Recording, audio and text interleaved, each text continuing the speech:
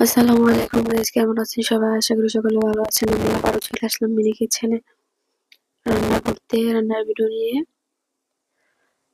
যখনই কিছু একটা করতে যাব তখনই কি একটা অবস্থা, মিনি কিচেনে কাজ করা যে কি একটা কষ্টের। তারপরেও আপনাদের ভালোবাসা পাওয়ার জন্য এই ভিডিওটি করা।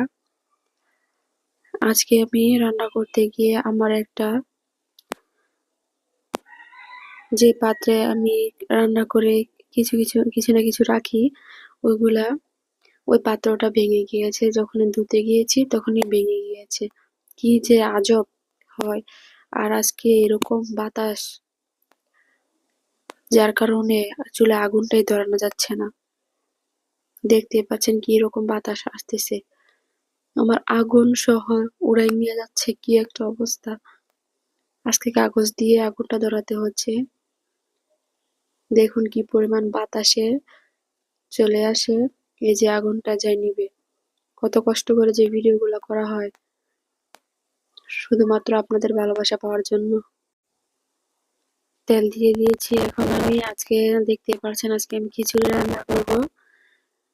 তো ভিডিওটা আমার আগে করা ছিল, কিন্তু এডিট করার সময় পাইনি, তাই আজকে আপলোড করে দিচ্ছি। আশা করি আপনাদের কাছে ভিডিওটি ভালো লাগবে। যদিও ভিডিওটা আজকে বড় হয়ে গিয়েছে। আজকে ভেবেছিলাম যে মিনি কিচেনটা একটা অন্য একটা জায়গার মধ্যে আজকে রান্না করব, সাজাবো। তো আজকে আমি বাহিরে চলে আসলাম।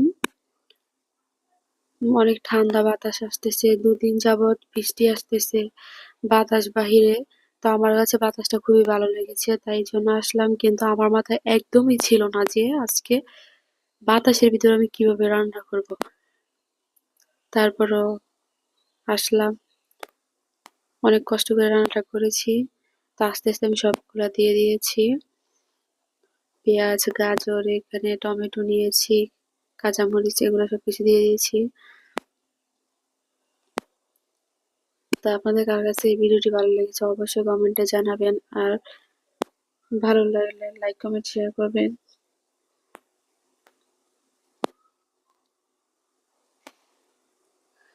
ছোট ছোট পাতিলে রান্না করা কষ্ট হলেও অনেক আনন্দের হয়ে থাকে।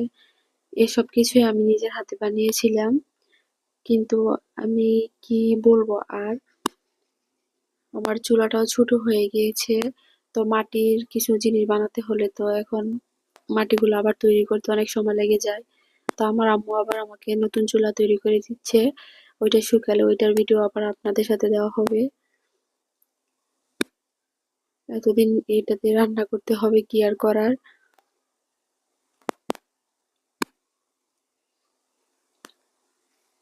তো এখন আমি সবকিছু ছোট জিনিসে কাজ করা যে কি, পানি ঢালতে গেছে পানি সব পড়ে যাচ্ছে। আর দেখুন কিরকম বাতাস আসতেছে আর রোদ আসতেছে। আসলে ভিউটা অনেক সুন্দর ছিল, আমার কাছে খুবই সুন্দর লাগতেছে। আপনাদের কাছে কেমন লাগতেছে অবশ্যই কমেন্টে জানাবেন।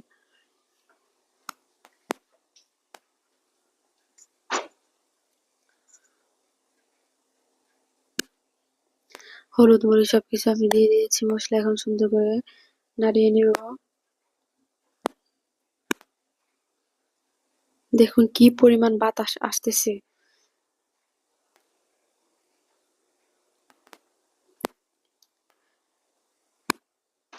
আপনারা কেউ তো বলেন না যে কি রান্না করব পরবর্তীতে ভিডিওতে। আমার মাথায় যা আসে তাই রান্না করি। আজকে খিচুড়ি রান্না করতেছি, ইনশাল্লাহ পরবর্তী ভিডিওতে অন্য কিছু রান্না করব। কিন্তু রান্না করার জন্য আমার আরো কিছু পাতিলা লাগবে, ওইগুলো বানাতে হচ্ছে। রোদে শুকাতে দিয়েছি। আমি ৩ বার, এই নিয়ে ৩ বার কড়াই বানিয়েছি, পাইপেন বানিয়েছি।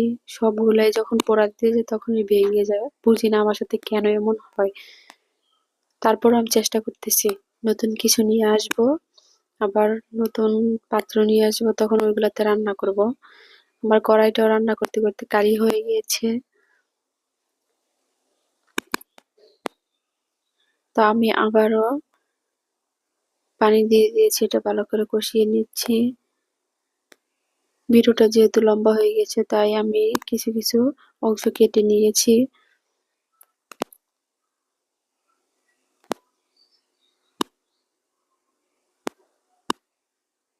জানি না আপনাদের কাছে কেমন লাগে, কিন্তু আমার কাছে খুবই ভালো লাগে। যখন ভিডিওটা করি তখন তো আর ক্যামেরা দেখা যায় না যে কি হইতেছে।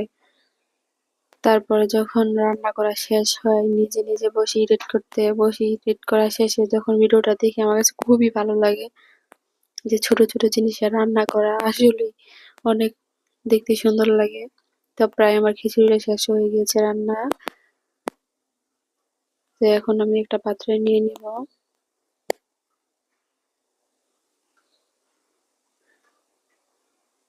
দেখুন মাশাআল্লাহ খিচুড়িটা কত সুন্দর হয়েছে। আমার কাছে খুবই সুন্দর লাগতেছে।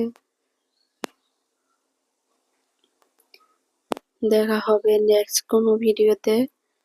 তো এই পর্যন্তই আজকে, সবাই ভালো থাকবেন, আমার জন্য দোয়া করবেন।